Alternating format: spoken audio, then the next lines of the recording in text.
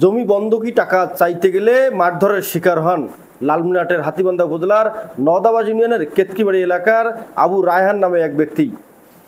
এই আবু রায়হান হাতীবান্ধা উপজেলার ডাউয়াবাড়ি ইউনিয়নের প্রাণনাথ পাটিকাপাড়া এলাকার মঞ্জুরুল ইসলাম নামে এক ব্যক্তির কাছ থেকে জমি বন্ধক নেন 1,90,000 টাকা দিয়ে।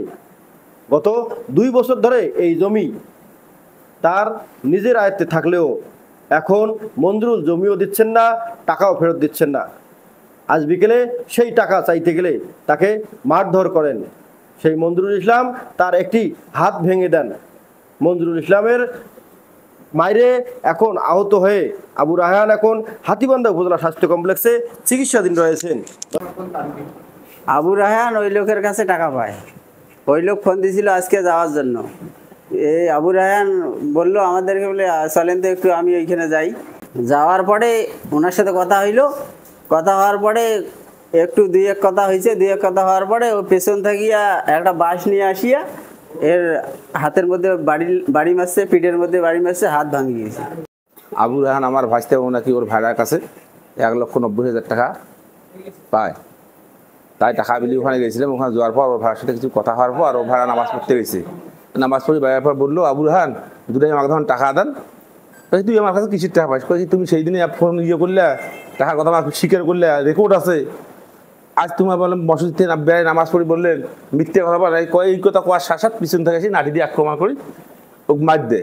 আরে বিষয় পাইস তোর আপা জানে, মই যাও না, আপা জানে ওইটা মারাই হইতি। দর্শক, আমরা একটু যদি আপনাদেরকে বিস্তারিত বলি যে লালমনিরহাটের হাতীবান্ধা উপজেলার কেতকিবাড়ি এলাকার আবু রায়হান নামে এক ছেলে একই এলাকার ডাউয়াবাড়ি ইউনিয়নের প্রাণনাথ পাটিকাপাড়া 9 নং ওয়ার্ডের মঞ্জুরুল ইসলাম নামে এক ব্যক্তির কাছ থেকে 2 বছর আগে 1,90,000 টাকা দিয়ে জমি বন্ধক নেন।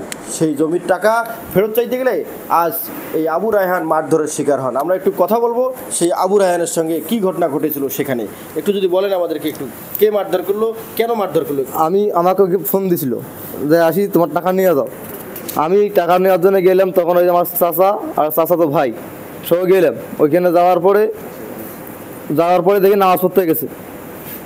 ওনার বাড়ি থেকে আসিলাম, আসিয়া ওখানে দেখা করে যাই। নামাজ পড়ে বাইরে হয়েছে। আমি বললাম, আমি বললো যে আমার কাছে বললাম যে আমার টাকাটা দেন। আমি বললো যে আমার কাছে কিসের টাকা পাস? ভাই নামাজ পড়ে বাইরে হলে নাহলে মিথ্যা তখন গে, আপনার তো আমার কাছে রেকর্ডও আছে, আপনি মিথ্যা তো করবেন গে। এখন এই কথা বলার পরে মানে ভালো দুই একটা কথাবার্তা হইলো। আমি মোনাফে বললাম যে নামাজ পড়ে এসে বাইরে হয়ে মোনাফের মতো পরিচয় দিয়েছেন গে, এই কথা বললাম। বলে আমরা আসিলেছি ভ্যান নিয়ে মোটামুটি 100 গাছের মতো আমরা দূরে চলে আসছি। আসার পর পেছন থেকে আসিয়া আমার কাছে একটা বাস ছিল, ওই বাস দিয়ে আমাকে দিছে। মানে ভাগ্য ভালো আমাকে না লাগতো, আমাদের হাতে না লাগতো, আমার মাথা লাগলাম, মাথা আমার গোটায় চলে যেত। কিন্তু ধন্যবাদ। আমরা কথা বললাম সেই রায়হানের সঙ্গে যে মঞ্জুরুল ইসলাম তাকে মারধর করছে। সে মারধরে তার একটি হাত সম্ভবত ফ্র্যাকচার হয়েছে। তাকে এই মুহূর্তে হাতীবান্ধা উপজেলা স্বাস্থ্য কমপ্লেক্সে চিকিৎসাধীন করানো হচ্ছে। এ ব্যাপারে হাতীবান্ধা থানায় একটি মামলা প্রক্রিয়া চলছে। M A Rahim, news channel 24, Lalmonirhat.